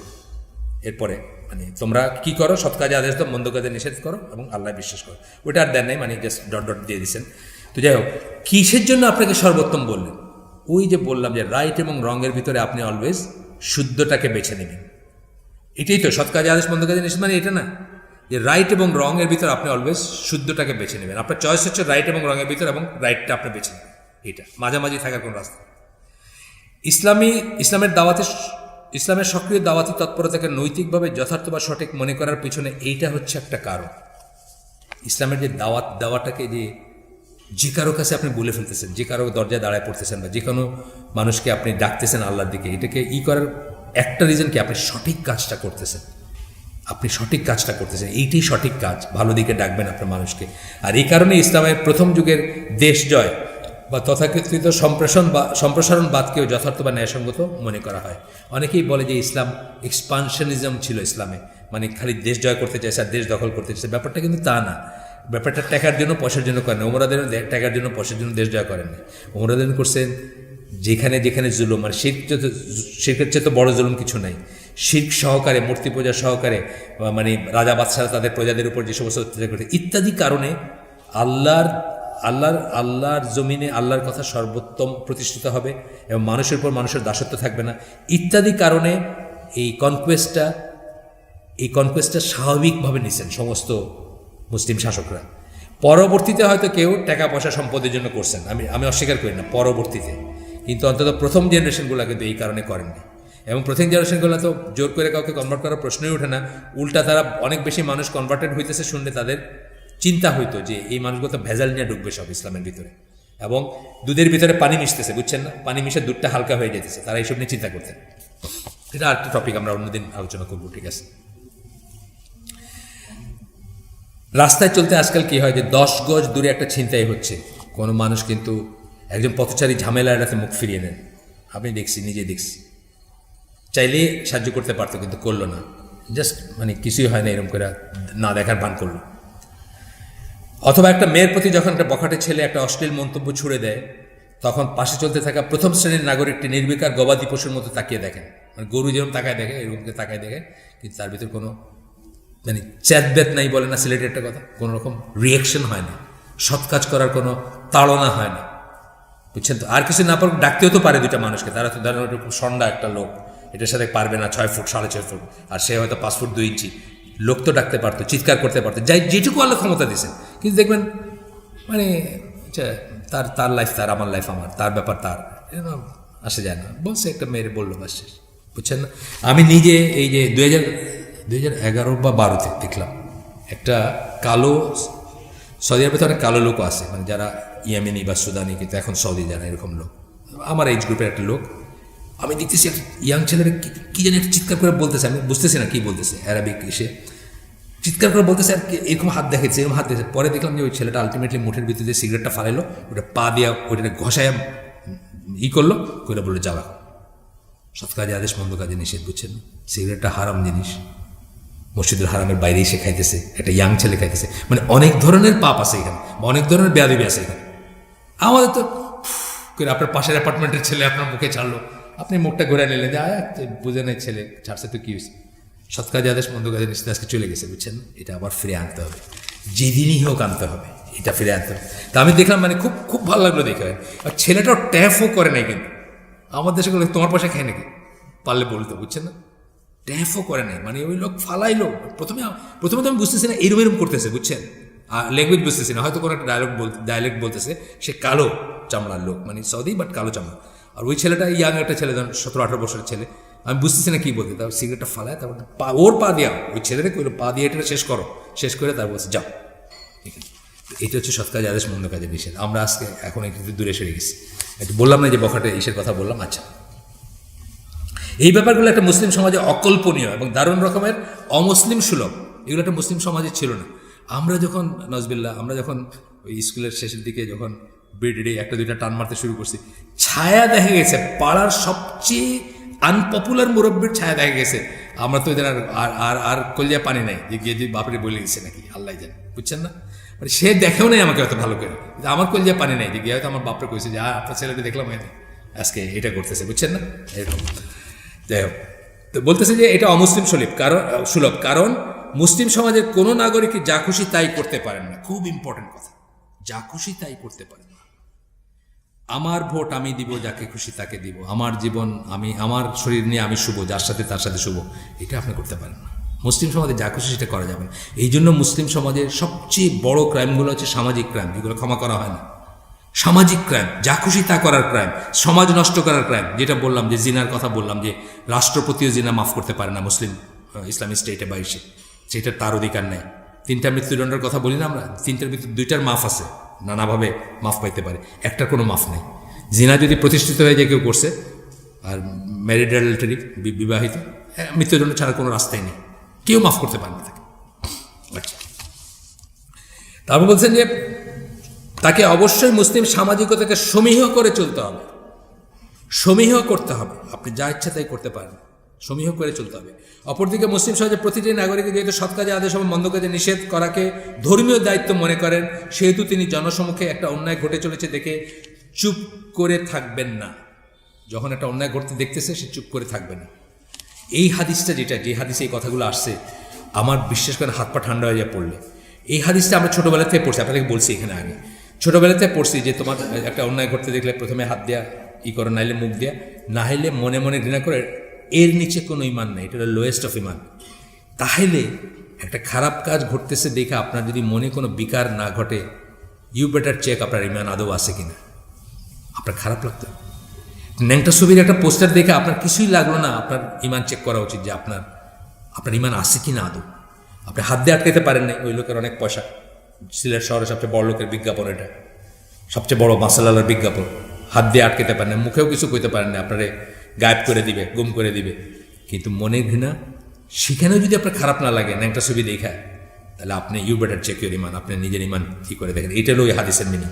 এবং এটা পড়ার পরে আমার নিজেকে নিয়ে খুব ভয় লাগে যে আমরা কত জিনিসের সাথে রাস্তার দেখা চলে যাই, হাইটে চলে যাই, কত জিনিসের সাথে কোএক্সিস্ট করতেছে, সহাবস্থান যেটাকে আমরা বলি, একসাথে বসবাস করতেছি। আচ্ছা, আর 4 মিনিট আমি শেষ করে দেবো এটা ইনশাল্লাহ। যতটুকু হয়েছে তাড়াহুড়ার কিছু নাই, আমরা এরপর থেকে পড়বো ইনশাল্লাহ। তো এরপরে কি বলতেছেন যে এই সূত্র ধরেই পার্শ্ববর্তী কোনো ভূমিতে কোনো অনাচার বা অবিচারের সংবাদে নিগৃহীত কোনো মানুষের আহ্বানে স্বর্ণযুগের মুসলিম সেনাবাহিনী সেই অন্যায়, অবিচার ও জুলুম নির্মূল করতে সমুদ্র পাড়ি দিয়েও সেখানে ছুটে গিয়েছে। এই বোধটার থেকে যে অন্যায় ঘটতেছে আমি মুখ ফিরিয়ে নিতে পারি না, আমার যদি ক্ষমতা থাকে, আমার যদি দায়িত্ব, আমার যদি ক্যাপাবিলিটি থাকে, আমি অবশ্যই সেটাকেই করব। এই বোধটার থেকে মুসলিম সেনাবাহিনী একজন মহিলার লেখা একটা চিঠি শাসকের কাছে পৌঁছেছিল, সেটার প্রতিকার করতে গোটা সেনাবাহিনী গেছে, সেই জায়গা জয় করছে এবং সিন্ধু জয় করছে। এবং পোর্ট কাসিম এখনও আছে, আপনারা গেলে দেখতে পারেন, পোর্ট মোহাম্মদ বিন কাসিম ইসে, করাচির সেকেন্ড পোর্ট যেটা, ওই জায়গাতে উনি ল্যান্ড করছিলেন, বা ওই জায়গাটা তার নামে হয়েছে ইসে, সিন্ধু ইসে। এভাবেই একজন অসহায় রমণীর আহ্বানে সাড়া দিতে গিয়ে মুসলিম বালক সেনাপতি কেন, মাত্র 17 বছর বয়স ছিল তার, মোহাম্মদ বিন কাসিম, তার অজেয় সেনাবাহিনী করাচির অদূরে সিন্ধুর মাটিতে প্রথম পা রেখেছিলেন এবং একটা নতুন ইতিহাসের অধ্যায়ের সূচনা করেছিলেন। একটা ইতিহাসের অধ্যায় সূচনা করেছিলেন। সৎ কাজে আদেশ, মন্দ কাজে নিষেধ। অন্যায় ঘটতে দেখলে ভিতরে কৌমোশন আসবে, ভিতরে মানে অন্তত প্রথমে খারাপ লাগা আসবে, সেখান থেকে কি করা যায় এটা চিন্তা করবেন এবং সেইভাবে সেটাকে আটকানোর চেষ্টা করবেন। আমরা আজকে শেষ করে দিই। সুবহানাকা আল্লাহুম্মা বিহামদিকা আশহাদু আল্লা ইলাহা ইল্লা আনতা আস্তাগফিরুকা ওয়া আতুবু ইলাইক।